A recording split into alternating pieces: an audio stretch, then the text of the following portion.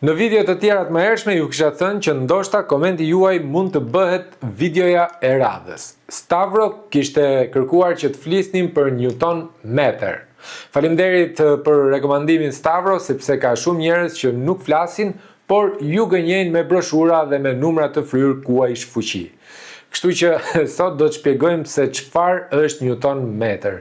Do ta shpjegojmë me një gjuhë shumë të thjeshtë që të jetë e kuptueshme nga të gjithë dhe pa terma shkencore apo terma inxhinierik, sepse Newton meter është njësia më e rëndësishme që duhet të dini. Harrojeni shpejtësinë maksimale dhe sot do të flasim për forcën.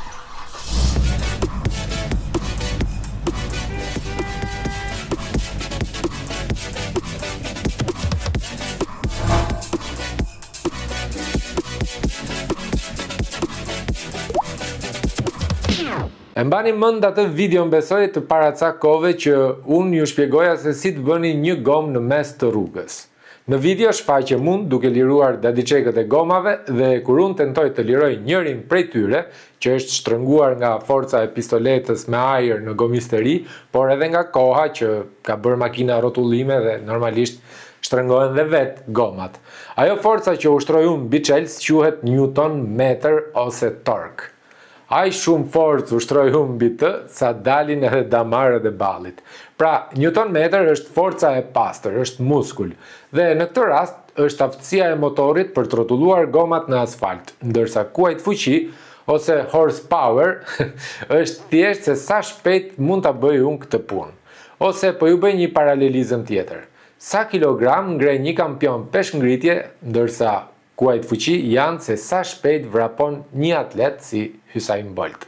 Në rrugët tona ne na duhet muskuli me qëllim që të mos na fiket makina në malore dhe jo një atlet që vrapon bukur apo s'ka forcë t'i bëj ball ngarkesës. Imagjinojeni veten tani në verë, makina plot me njerëz. Në bagazh nuk ke vend për të vendosur asnjë kokër molle.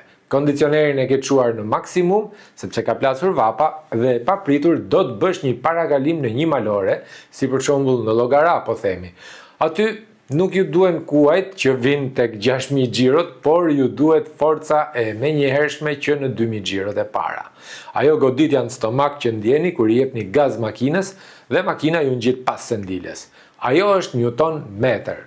Një motor me shumë Newton meter nuk lodhet kurrë, pavarësisht nëse po ngjit llogaran apo është duke bërë rrugë autostrade. Kjo është inxhinieria që ka hije dhe jo zhurma e kotë e motorëve të vegjël që u lërin dhe nuk lëvizin nga vendi. Zakonisht, motoret e naftës kanë shumë Newton meter, prandaj ju duket sikur nisen më shpejt se sa një motor benzine. Janë punëtor në fakt të vërtet, kanë forcë që në fillim dhe benzina ka më pak, duhet bësh pak më shumë gaz dhe duhet ta bësh motorin të ulëri që të ndjesh atë forcën. Ndërsa tani do t'ju tregoj 3 gjëra konkrete që mund t'i bëni vetë nga shtëpia pas një vegël speciale për të mbajtur këtë forcë gjallë dhe makinën tuaj akull të re. Si mund të vraponi ju në një malore nëse dikush ju zahudën? Është e vështirë, apo jo, sepse nuk merrni ajër. Motorit i ndodh e njëjta gjë.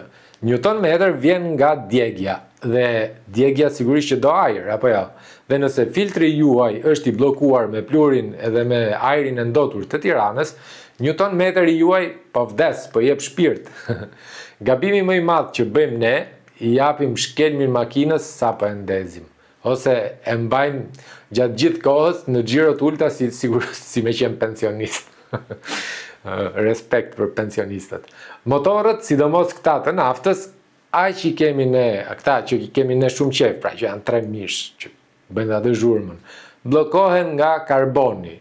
Një herë në javë është mirë që një motor të tillë ose një makinë të tillë, pasi e kemi ngrohur, ta nxjerrim makinën në autostradë dhe ta mbajmë të paktën me 3000 xhiro për 15 minuta. Dhe në këtë rast do digjni të gjitha mbeturinat dhe keni për ta vrarë forcën e motorit dhe Newton meterit do t'ju kthehet si në ditën e parë që ka dalë nga fabrika.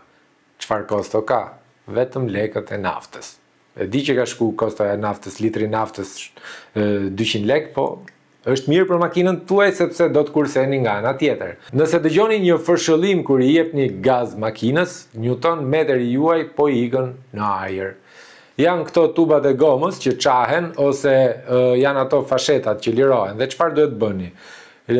Kontrolloni gjithë linjën e tubave të ajrit. Ndonjëherë thjesht një fashet e vogël ose një vrim e vogël që mbyllet edhe me një shirit që kushton 100 lekë. Bëjeni vetë sepse makina ndoshta thjesht ka rrjedhje fuqie dhe nuk performon siç duhet. Kështu që herën tjetër kur të shkoni te tregtari mos e pyesni se sa kuaj fuqi, por pyetini se sa newton metër ka poshtë kofanos. Sa kuaj fuqi të shesin, sepse kuajt fuqi në fakt ta shesin makinën, por newton metri nuk të lë në rrugë.